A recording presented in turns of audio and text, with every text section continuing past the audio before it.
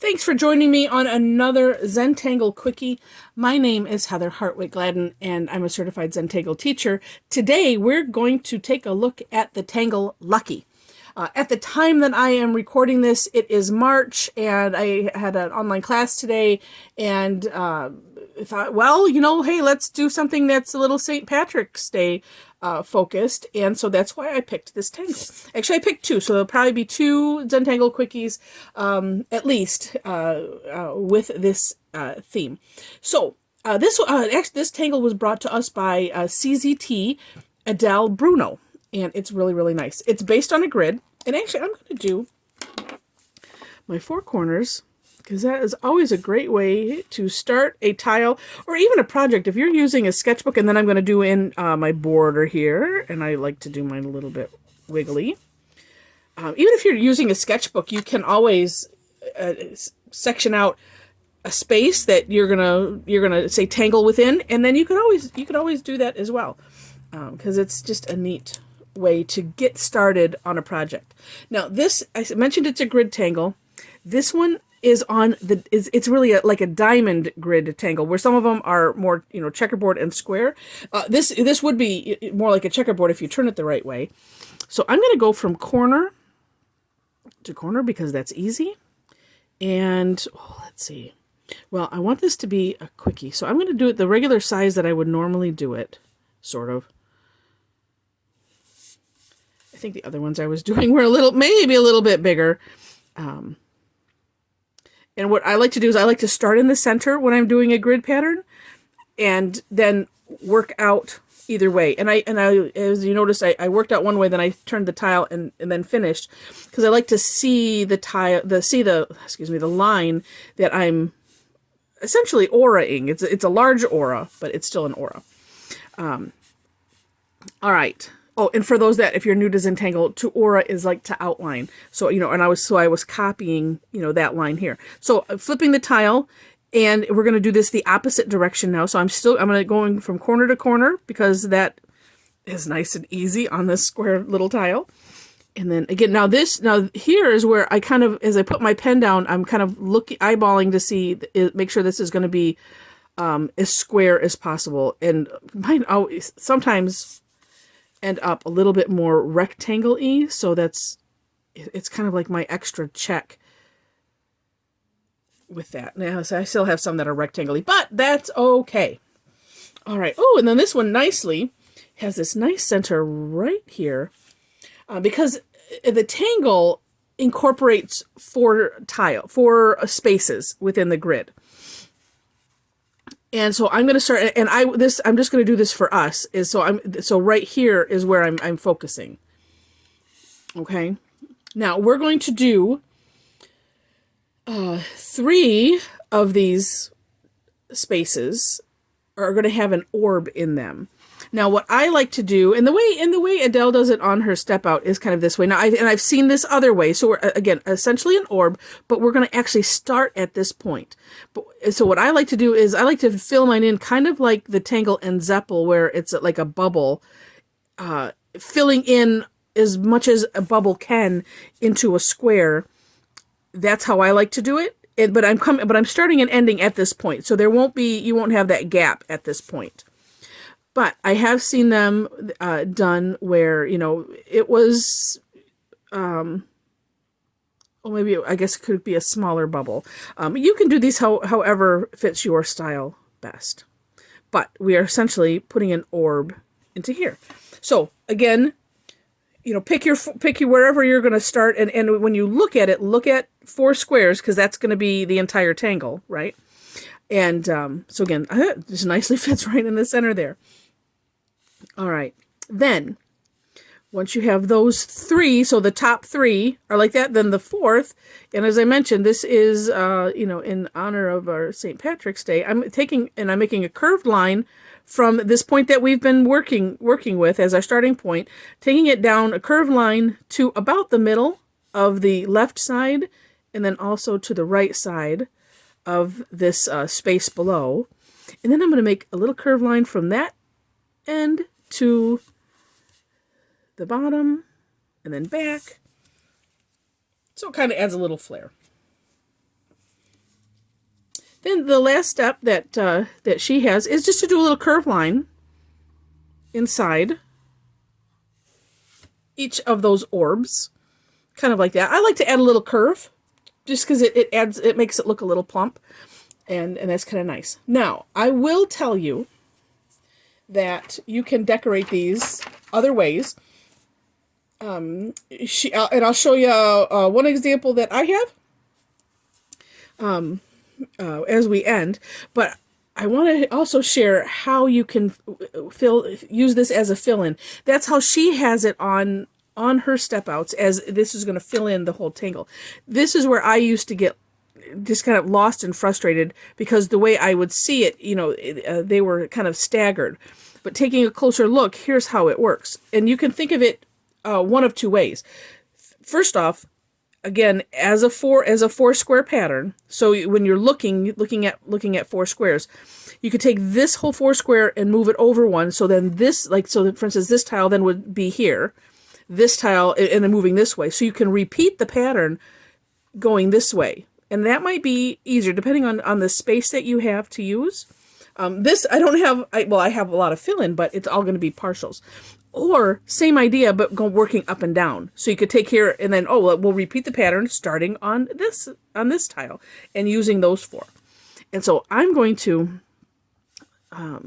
quickly, and because this is partial again, that makes it a little bit easier and quicker for me. But then also I can share how we do that. Then this one here is going to be that end piece. All right. So if we were to go that direction and just picture that this is, a bigger piece of paper, and you could move out that way, then we have these, then it leaves a perfect four square grid in between. And so that's where we'll continue the pattern. And so the top of the pattern would be right here, because we'd have 1, 2, 3, 4. All right. So I'm going to draw those little orbs. And they say this one is a little bit cockeyed. Oh, and also let me share, because as I just said, this orb got a little bit kooky. Remember, if this is the first time that you've ever watched one of my Zentangle quickies, your first experience with Zentangle, and I'm going to continue to draw this as I talk. Then if you're new, you don't know this yet. If you've seen some, you already know what I'm going to say. There's no such thing as a mistake in Zentangle. We have what I call course corrections. And so one course correction is the fill in. And that's going to be our last step, is to fill in. And that was a curve line. A curve line, I have to remind myself sometimes, is to fill in all of the background from this.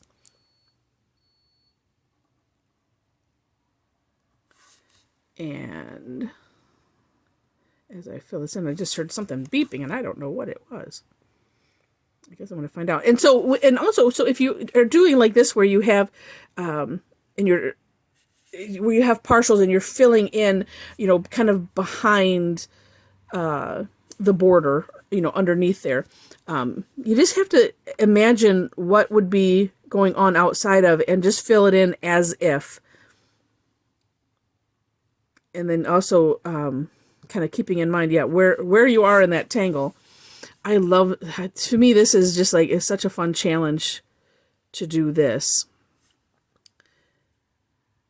As I said, some of these, I'm basically outlining that graph line, because the way I was doing it was to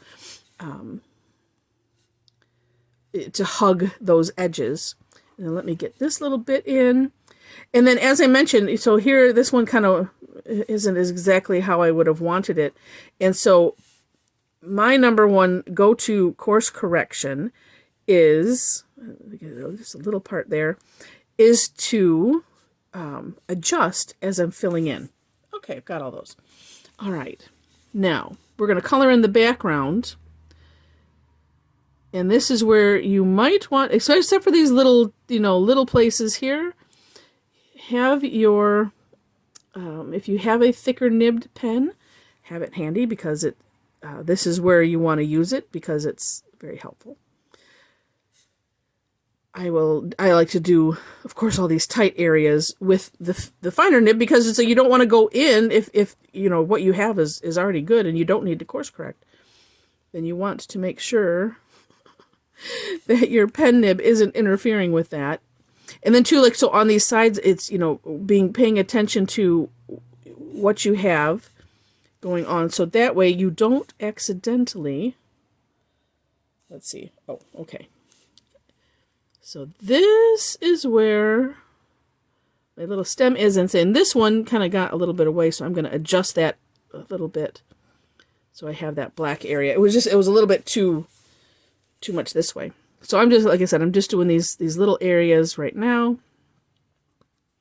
And so what's neat about having the background filled in is it really makes things pop. Now, generally in Zentangle, and I'm going to switch to, so I've been using Micron PN. I am switching to the Micron 10, the new Micron 10. So we have a 10. Pause for a little commercial, commercial almost, but these are new. And let's see, let me, lay it down for a minute here. So you can see the nib sizes. These are new. And then also, okay, so what we did have was, this is an 8. So we have 8, 10, and 12. And, cap that up. And then, which cap do I, not a good idea to uncap too many at one time. There's also the graphic one, and I think there's a 2 and a 3 also. This is more like a felt tip. And, or a brush tip, sort of. These are nice and have substance and are hard, just like the regular nib. Although I'm sure they're a little bit more, a little bit harder to wreck, like I do a lot of times with the regular nibs, because I have the death grip sometimes and I push too hard, treating it like a ballpoint or something. So as I mentioned, course correction is like, this was a little bit not so great. So I'm going to color in what I have. Because when you're course correcting for something like that, then we can only use the what's the word I'm looking for? I don't know what the word I'm looking for is. We can only make it darker, so I can only shave off from this, but I can sort of, there we go, make the curve a little nicer. It's like you can't go that way because it's a black pen. All right, let me do this. Now, traditionally, with the methodology of Zentangle, we pretty much just stay with the black, white, and shades of gray. Especially if you're, and the reason being is that if we're doing this for the relaxation or meditative aspect of this, that's how it started. But then, of course, you can add color. And actually, if I remember my stories right, the graphite kind of came even afterwards. Not too long afterwards, but you just needed a little something, to kind of make things pop. But we can, of course, add some color if you want to. And I share that just because I hate to have people feel, I'm trying to see, okay, this is where this one would end. I know that there's got to be, I think right here is where I would fill in. Sorry. And I'm trying to go right up to that string line because that looks, oh, and then right here. Anyway, I share that because, sometimes I notice, some feel pressure to, I need to make this beautiful work of art. And we have to remember that this, it's drawing patterns and just enjoying the drawing patterns and getting out of it what we want to get out of it. And then the result is, we have some really neat patterns that are the result. Actually, let me cap that a little bit there. Okay. All right, so there we have a filled out pattern. Now for shading, I don't think she didn't really necessarily put in some shading, but if you were just doing this one, here's a couple ideas. You could put some graphite. Now if you're using a Zentangle tile or like watercolor paper or something that is what they call toothy, when you add a lot of black to that, like this is cotton paper. it sometimes comes up. So one of those, if you have time to kind of wait, you could of course wait. But I'm just putting some in the center here, and then I'm spreading it outwards.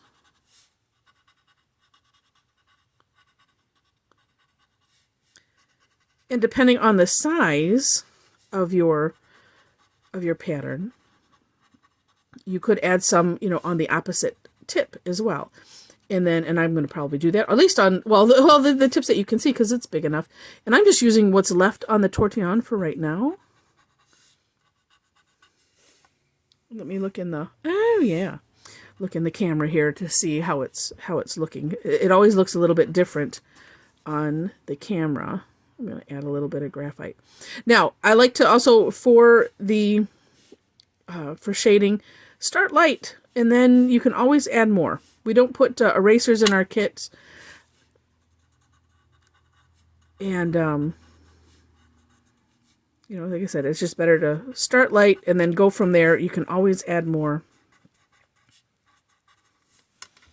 So that looks neat. And then, actually, I think what I'll do is I might just put a line down the center here, because it's like that was just feeling a little bare, not having anything. Actually, sometimes it's fun to just do, like, with something like this, just to kind of do half. So you just kind of coloring half of it. Oh, so that looks really neat. Now, I promised I was going to share a little bit, this will be a teaser for another Zentangle Quickie that will be to come. But this is what I did in class. And you could also add spirals. So on Adele's step out that I saw, these were some examples of variations. Was to, you could do the line that's in the step out, or you could do basically printomps, so just a spiral in that section. I think another one, which I did not do, was I think she just maybe had some little curlicues. But you could decorate the inside kind of however you want to. So this is a fun tangle. So this one also, I decided to separate. So here's the 4 square, and I separated them by, more than 1 square, versus like this one had, if you wanted to, you could kind of, go up and across, and then that would leave these 4 squares blank that you could do something else in if you wanted to. But kind of fun to add. Actually, this one I did entirely in color. This is on a black tile, and I used jelly rolls. I did gold with the lines, and then a couple greens, and some of the General's chalk pencils around the edge, just to kind of make the border look like something else. I have a little bit more touch-up that I wanted to do, but I wanted to share that just as well, just for your creative inspiration. So with that, in the comments, love to hear any of your comments. If you want to hit like, if you like the tangle, and like me, say if you don't like the tangle, oh, I'm sorry. But just leave a comment, so maybe I could, if there's a question or something, maybe I can help you through. I do try to pay attention to those and answer things like that. Also, in the description, link to the step out, as well as ways to connect with me, website, and all of that. So thanks so much for watching, and I wish you happy tangling.